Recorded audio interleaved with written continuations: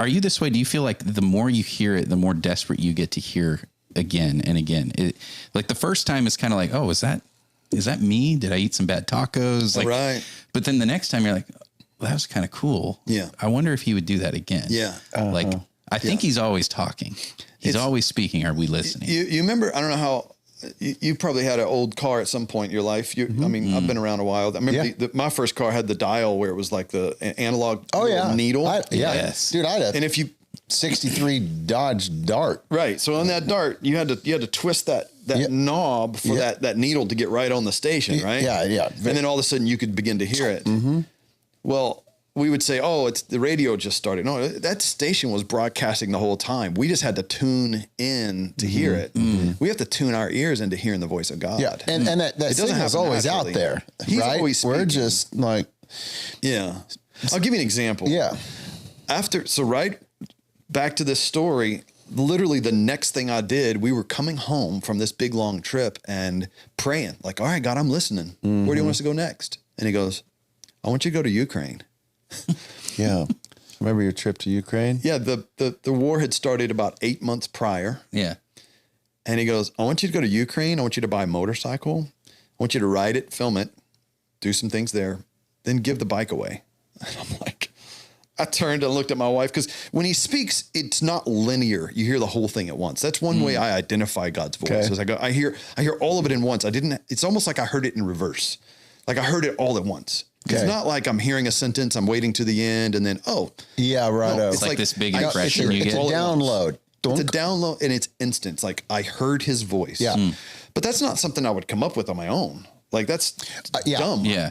We make it sound weird sometimes because it sounds like we're talking to some imaginary figure that's giving us these weird messages, and we're trying to decode them. Sometimes it sounds like kind of this mystic kind of weirdness that's happening. But if you've not experienced God speaking in those ways, it's such a stretch. It's so weird, right? Yeah.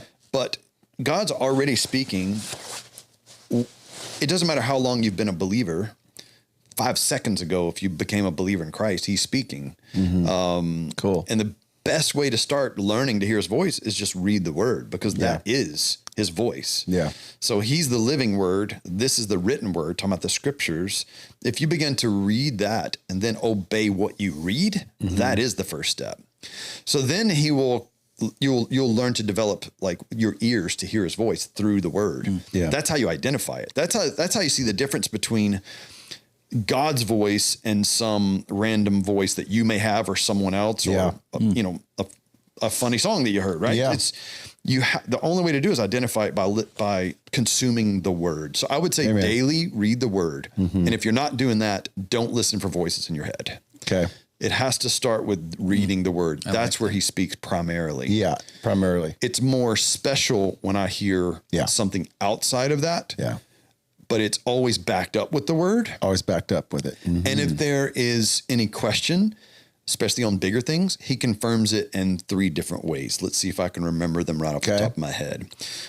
He'll confirm it with the word, with your community, like if there's a godly counsel, is that kind of exactly like people in your life that are also pursuing the faith. Yeah, like they will confirm what you're hearing because they are also hearing God, or they have a wisdom to be able to, and then there's the affirmation of just the fact that the opportunity happens, right?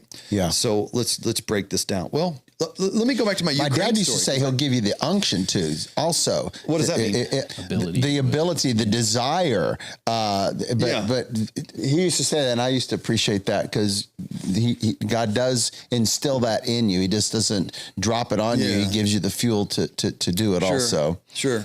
So a great scenario for me, back to this Ukraine story, was I thought I heard God's voice. I was that was a big one. 99% sure, but what if I'm wrong? What if it's just I'm caught up in the high of things are going well, or I saw a weird news story? Like I don't know. Yeah.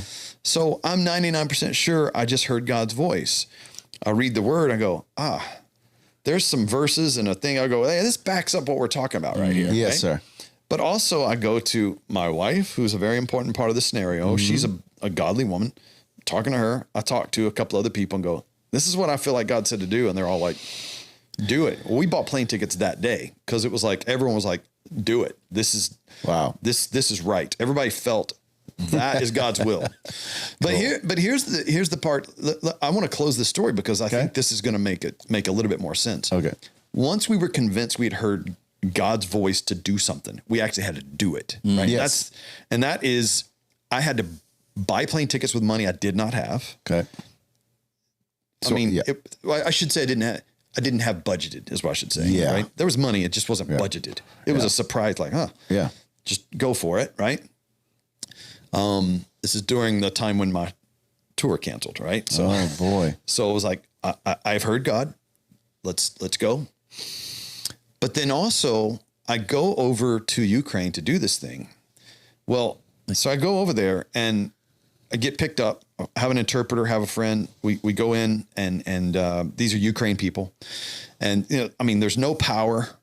The first night I went to sleep, I get bombs are going off around the apartment that we're in. Can't sleep. The thing's shaking. The car alarms are going off. 16 Russian missiles hit while I was there night one. It was just bananas. Wow. And the next morning we go and find a motorcycle shop. Of course, there's no lights on anywhere in the city. Yeah. We go in this dark motorcycle shop and I'm like, I'm here to buy a motorcycle. And they were like, well, take a look. And they're all these used bikes. And I was like, I want this one. They were like, that one's not for sale.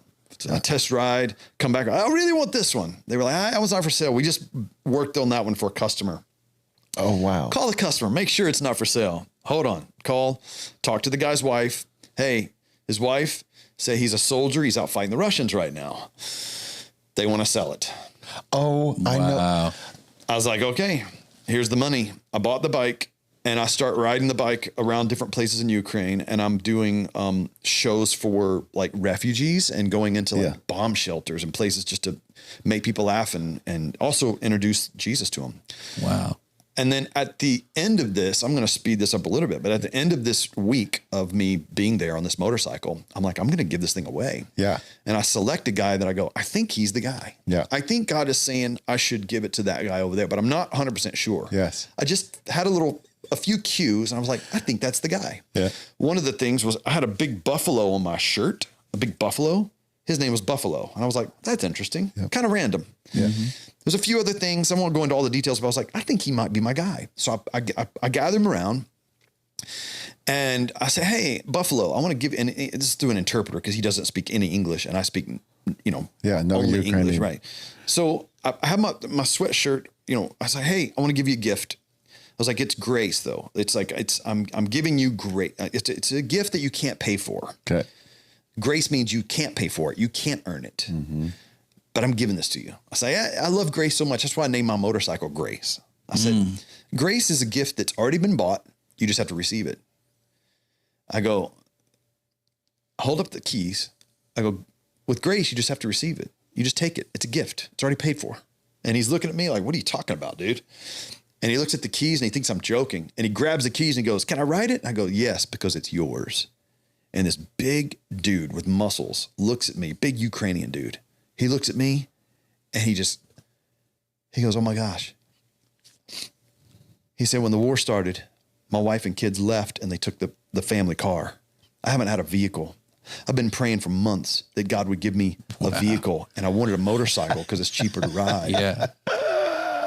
He said, I started telling my friends and my pastor about this. And he said they were worn out. They finally came to me a few weeks ago and said, just stop praying for a motorcycle because if God really wanted you to have it, he'd give it to you for free. No way. And I didn't know that I was the answer to this guy's prayer on the other side of the world. Yeah. I heard God's voice.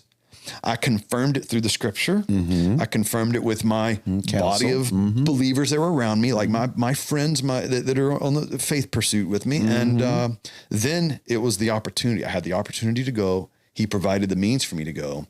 I went and that was it. So that's how you hear God's voice. It's not just some spooky voice up in the sky. It's like, no, you test it. God doesn't want us to, I don't like this idea of blind faith. Yeah. I like evidence-based faith. Yeah. Right. Cause I don't think he's asking us to step off of a cliff, not knowing what the word is the lamp into your path. You can see a little bit at a time. Just trust. You see this much. Mm-hmm. Trust we're going somewhere, but just go step where I've shown you. Yeah. That's the word that illuminates that. Yeah. That's why we have to read the scriptures daily. So You don't have to see the entire map. You just Right. have to see the next step. Right. Yeah. Yeah, man, that's so good. I love that. So good.